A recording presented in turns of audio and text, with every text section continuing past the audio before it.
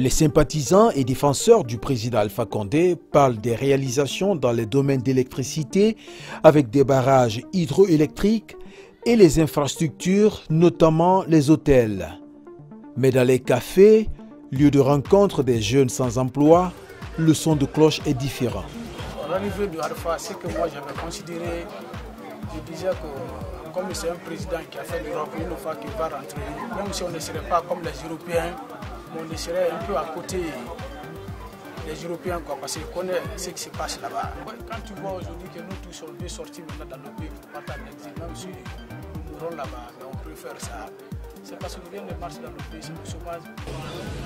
Le chômage, plus élevé chez les jeunes avec environ 60%, reste l'une des priorités pour le gouvernement guinéen.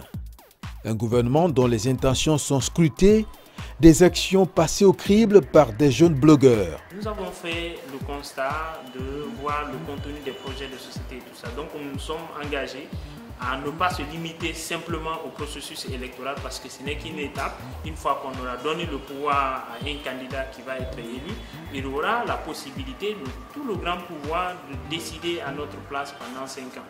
Donc nous avons estimé que s'il est élu, nous allons faire le suivi de son projet de société pour savoir quels sont les engagements qu'il a tenus vis-à-vis des populations. Fodé Sanikaï et ses collègues web activistes ont produit 3 rapports sur les promesses faites par le président Condé et son gouvernement.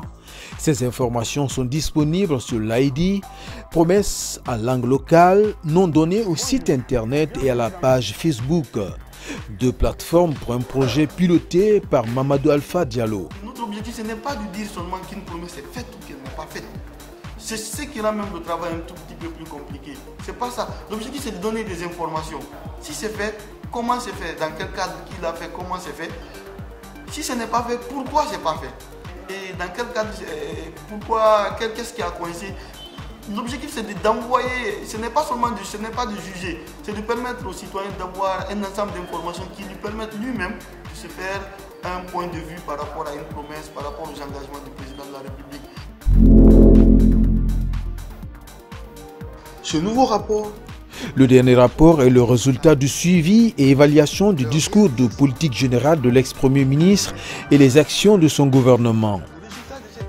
En fait, c'était une sorte de faire son bilan. Et nous avons donc sur un échantillon de 78 promesses que nous avons fait, nous avons constaté que le président de la République, le Premier ministre Mamadou, donc pendant le temps qu'il a été là, seulement 21% des promesses du président de la République ont été réalisées. Donc 21% sur les 78 promesses. Et quand nous partons plus loin, nous nous rendons compte que pour 40% de ces promesses, aucune action concrète n'a été posée.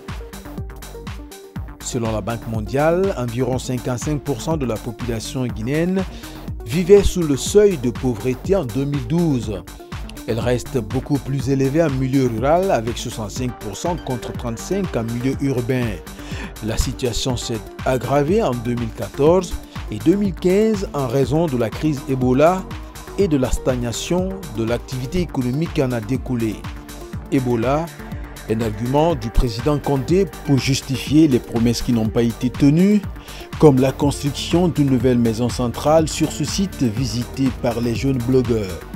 Zakaria Kamara pour VOA Afrique, Conakry.